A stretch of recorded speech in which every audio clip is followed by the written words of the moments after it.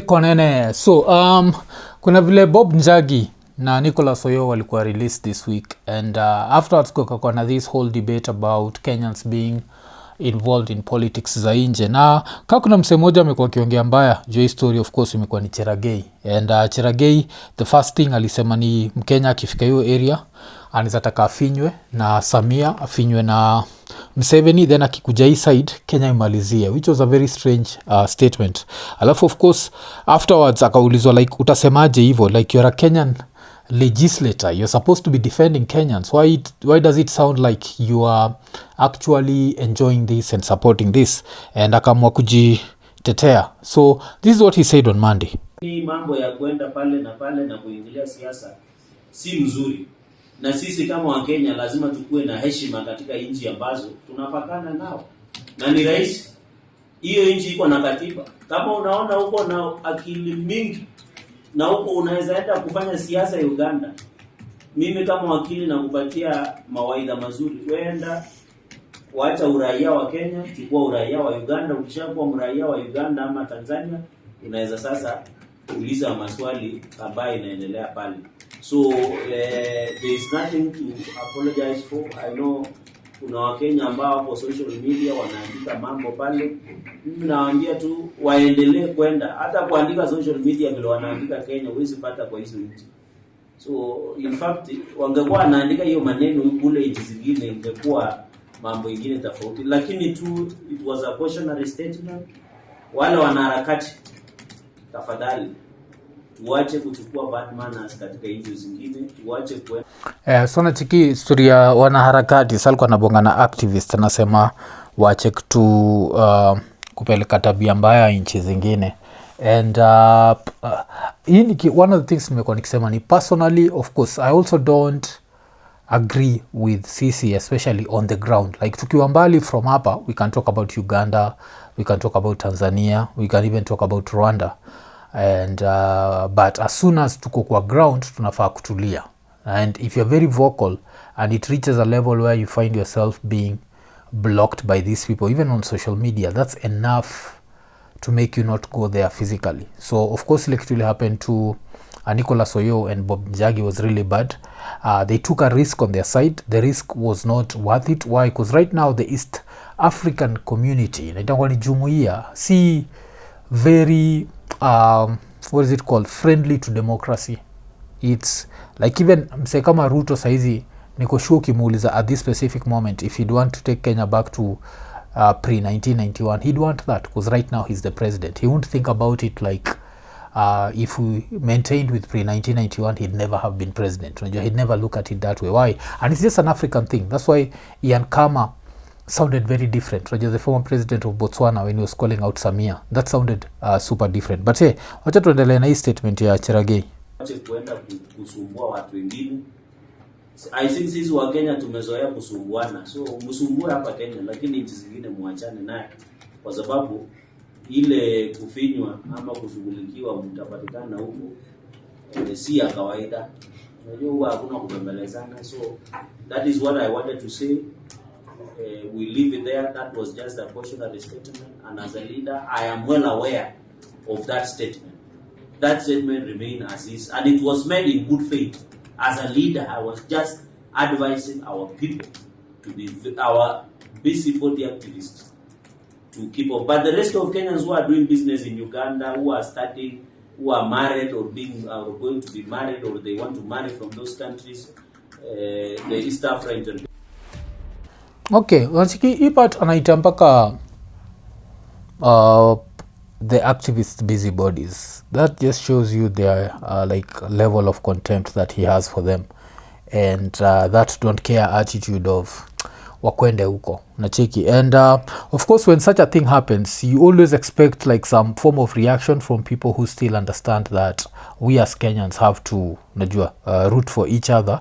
And if there's someone who decided to at least handle this situation in the best way possible ni Sifuna. So Sifuna on Tuesday decided to react to his story ya Cherargei. So wacha tumsikize. I hear people calling themselves Kalenjin warriors on the floor of this house. Some of the things that we heard from Boniface Mwangi, I would want to know why a Kalenjin warrior would wish any of that punishment and mistreatment on any human being, Kalenjin warrior or not. Of course kuna shindwa your punishment ni vile Boni last year alikuwa abducted and was it last year or early this year? Damn, time runs, man. I think it was early this year, yes, around May. And alikuwa abducted hizo masai za TZ. He'd gone to watch the trial ya Tundu Lissu. And what happens with these things is that, as I normally say, dictators are very paranoid. So somehow I don't know what they felt Boni could do, because there's nothing he could do. He was just watching a trial and then coming back. But because of that, he was grabbed. Kuna fala naitwa Mafuere, and he talked about like very horrific things happening to him. And that's what nani anabonga juu yake, and yani Sifuna, unajua. And okay, wacha tuendelee. Chika, it disgusts us. And one of the things that is the most disgusting for me as Senator Sifuna and SG of ODM is that some of these characters have been running around wearing ODM colors, calling themselves founder members of ODM. Mr. Speaker, they say birds of a feather flock together. Those are not our colors. Those are not our people. Those are not our values. You sound like a Kanu youth winger from 1991. You're giving me nightmares, Honorable Speaker. I remember at the advent of multi-party, we were told, Honorable Speaker, if you flash the two-finger salute, they will cut one so that it remains the one that was representing Kanu. That is the same language we are hearing from people in this house. And they call themselves founder members of ODM. Shindwe kabisa. I thank you, Honorable Speaker. Damn, okay. So, washindwe kabisa. I don't know how akina Cherargei wana feel. And I think kuna kuagana hii phrase that power is transient. And inakuaga very interesting to see these leaders who are ready to support violation of human rights as long as they are in a position of power.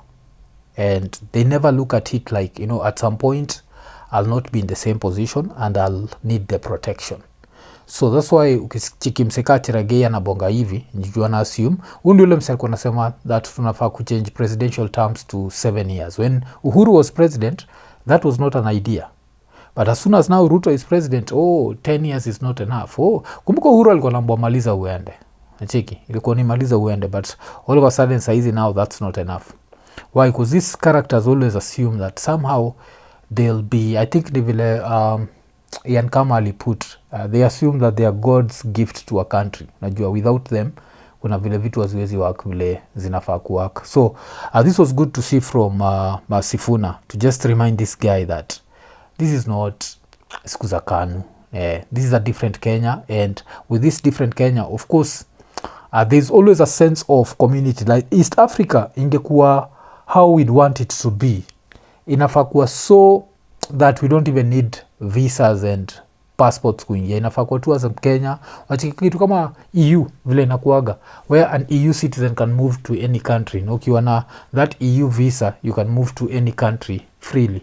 Inafaa kuwa hivyo, of course, na the East African community. But so far, if that was to happen, I feel like Ugandans and Tanzanians would benefit more than sisi kama Kenyans. Because at least they'd have the freedom to breathe and kitu happen. But tukitoka hapo, acha tuangalie mse mwingine. Because right now I'm just looking at the bullshit that has been spreading. Another bullshit that happened was kulikuwa na speech ilikuwa ina go round ya Mudavadi, and Mudavadi was trying to advise us come to story na criticizing the government and doing these things, and I have to say that this is pure bullshit. Wacha tumsikize alafu understand kwa nini nasema this is pure BS.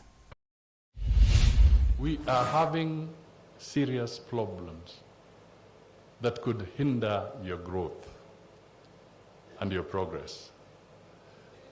Your digital footprint, good young people listening to me because this is your platform.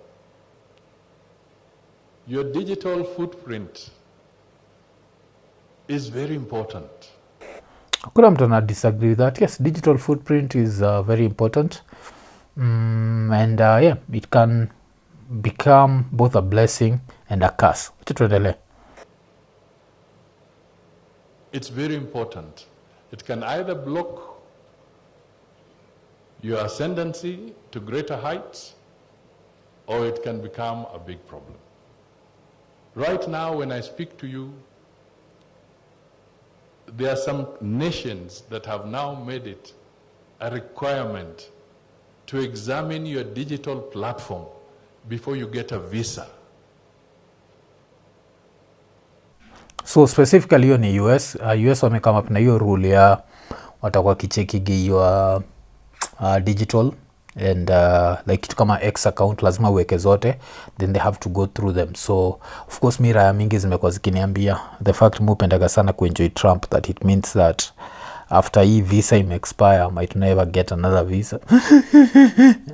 Whatever, that's a thing that I think I can live with. Najua it's one of those where I'm looking at it this way. This is a very Republican thing, what's happening right now. It's very Donald Trump. I think with a different administration, the rules will be different. Like starting to look at someone's Nini to see kama alikuwa na kiss haga. As long as msea semi DTA, najua, hiyo DTA kama we understand ni nini, jua ni kitu Arabu semaga. As long as atusemi hivyo hakufai kuwa na shida. Unacheki tuna criticize tu, tunasema like kuna msea ncheki amejam na mimi uko like mwafu. Utahitaji Trump clown. Na vile umemwita hivyo fanya nikacha kuachia video. Uko like kwenda huko. Nimemwita clown juu. Ukiona tu raya yote iko like nobody knows more about trees than me. Nobody knows more about AI than me. Nobody knows more about clean energy than me. Shut. Kwenda huko. Hakuna mtu. You don't know more than the scientists. So of course a lot of people know more than you. And that's the reason why I think he's a clown. Because ukishakuwa kitu kama the president of the United States, already you are classified as the most powerful man in the world. So why do you need to brag that nobody knows this or nobody knows that more than me? Just shows that you're a clown. And that's why I feel you're a clown. But squeeze mwisema tu hapa YouTube. See, posting kwa kwingine. So wacha tuendelee. Wacha tusikize kile umsata atasema je hiyo story. No, not even J.O. story. Let's look at how he's going to manipulate that new thing by the American embassy to somehow make it become about Kenya. And it has nothing to do with Kenya. To travel. It's no longer fiction. It's the truth. I speak here because I also have children. And I owe it to you that discipline and integrity is what will take you higher. Okay, it's very interesting to hear a Kenyan politician talk about integrity. Like, what integrity are we talking about? Kenya is one of the most corrupt countries in the world. A lot of these people, their wealth is unexplained. The Mudavadi family, how have they made their wealth? It's from politics. The fact that the father was a politician and the son was inherited by Moi and made a politician. There's no business that they've come up with. That's the same thing as like 99% of the politicians. So how can you talk about integrity? It's bullshit. It may seem fashionable to disparage the president and to ridicule the president and to ridicule Mudavadi. Budajo, respectfully, fuck off. This is not about you. This is not about you. But okay, maybe sijacha hii statement isha. Wacha tumalize statement alafu tuangalie. And to ridicule every other person because it looks fashionable. But I'm telling you, it will not be fashionable when you find that your visa is being denied. That's bullshit. That's pure fucking bullshit. Hakuna, America can never deny you a visa because you criticize the Kenyan president. They can't deny you a visa because you criticize Mudavadi. I don't even think they know who the Mudavadi is. So what the hell are you talking about? Like, do not misinterpret something. Your story of visas as states is very simple. If you criticize America, if you criticize Trump, apart from that, ukibonga juu ile war ina happen kwa Middle East, hizo ndio vitu zinaweza kudeny visa. Lakini kutweet juu ya Kasongo, tweet juu ya wakishiba wasumbui, that's going to do nothing to your visa chances. And for this guy to try and manipulate that and make us look dumb it's just pathetic. So enjoy this space. Make good use of it. But do what is ethical, do what is right, because we want you to go far. We don't want you to terminate at the wrong place. It's very interesting. And I also find it very interesting when Kenyan leaders are always trying to push us to go to other countries to look for opportunities, while we need to make I think we are trying to make Kenya a first world country. I don't think there's any first world country where the leaders are worried about their citizens getting visas in other countries.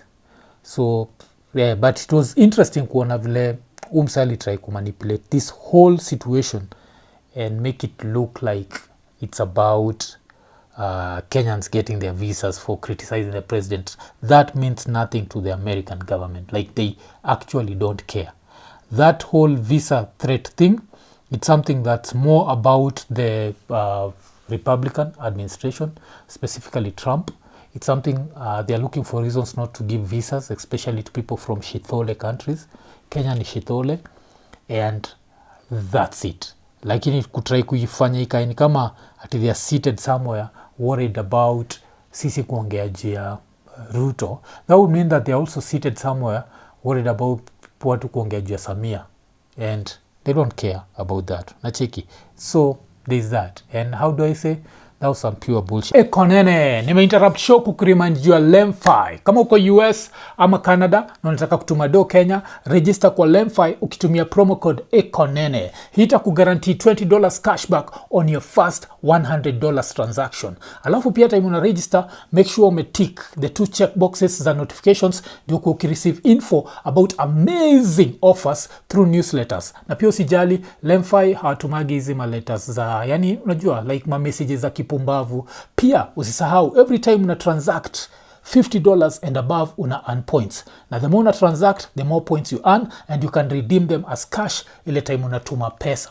Alafu pia kitu nanibamba kabisa ni saizi ukitumia Lemfi mzabaki umelipa pay bills na till numbers directly. That means mzabaki umehandle bills za maparo wako ukiwa hizo maside za States ama maside za Canada. Alafu pia we mwenyewe as a Lemfi user baki umetafuta ile button imeandikwa get USD $20, ubaki umeinvite mabeste zako, na ukiinvite mabeste zako on the first $100 transaction unapata pesa ngapi? $20 cashback. So unangoja nini? Baki umechangamka, ingia Lemfi. Lemfi, international payments for everyone. Ekonene.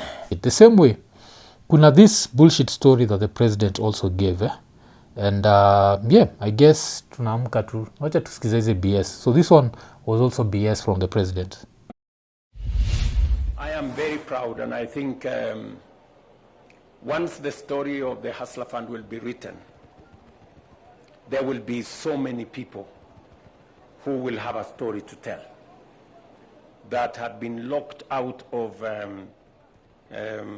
the credit space, and they couldn't access any money or any credit.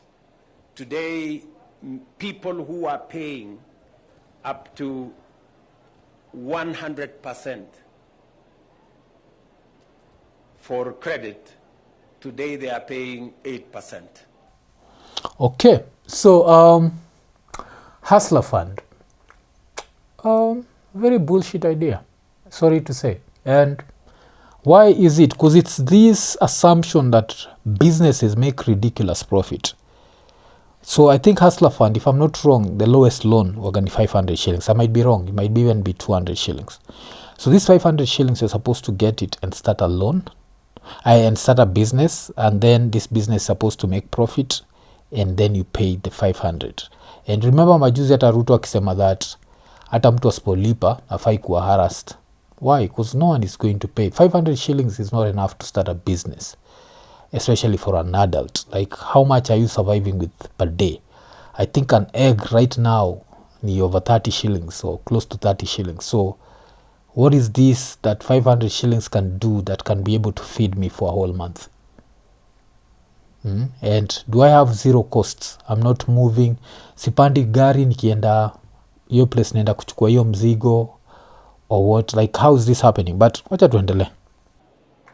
I remember when we discussed and we said we are going to peg this on 8%, one very rich person, I don't want to mention their names, told me this will be unsustainable. It will not work.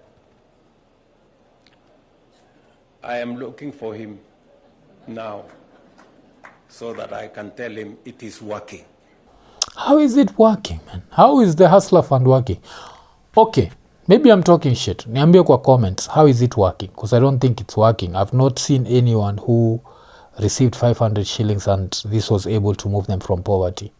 Remember, we are trying to move into, what is it called? To become a first world country. So, how are we becoming a first world country if we are encouraging people to start businesses with $3? It's $3.50. How's that supposed to work? Because that's what the president is telling us. The president is telling us that kuna watu wameanzisha biashara na $3. Alafu tunafaa kuwa first world country. Kumbuka in a first world country, even minimum wage, tuna talk about how much? At least maybe $8 per hour, and that's on the lower side. Hiyo imekuwa, that's figures that right now exist strictly because Republicans wako anti kuboost the minimum wage. Otherwise, I think in more blue states utapata iko over $10, maybe at even 12. I think up to around maybe $14 an hour. So try to imagine president anakuambia unaanzisha biashara na $3, alafu anakuambia that Kenya itakuwa first world country. Okay. Because this is now 3 years down the road and we are making strides in the right direction. Not only credit ratings of people have been restored, not only are people borrowing on a daily basis, but the credit limits are also increasing. So kitu moja lazima nimpatie credit, of course, ni the fact that inasemekana around 7 million people walitolewa from CRB, especially for these bullshit debts, these really small debts, so that makes sense. But to claim that after giving people $3, naisema in dollars kuna shindwa kwa nini, just to show, because the president himself is the one alisema tutakuwa first world country, and it's just ridiculous for him to claim that hii kitu ina work. Najua it's not working. Are people getting free money? Yes, there are a lot of people getting free money. Is it maybe good for voting? I don't know. Maybe itamsaidia kupata votes, but to me it's a waste of money. I think we invested 50 billion shillings kwa Hustler Fund. That is money that could have been used to do bigger, better things. Nacheki. And yeah, so chatungoja tucheki, but kama kawa vile musemaga ni asubuhi na mapema, amka, enda utafute pesa. There's a Kenyan politician somewhere who needs to maybe buy an apartment in Dubai, and he needs you to make sure that umepata hiyo pesa na umelipa ushuru, afu yeye na familia yake waenjoy. Usijali, God chooses leaders, so that's all part of God's plan. Sawa, eko nene.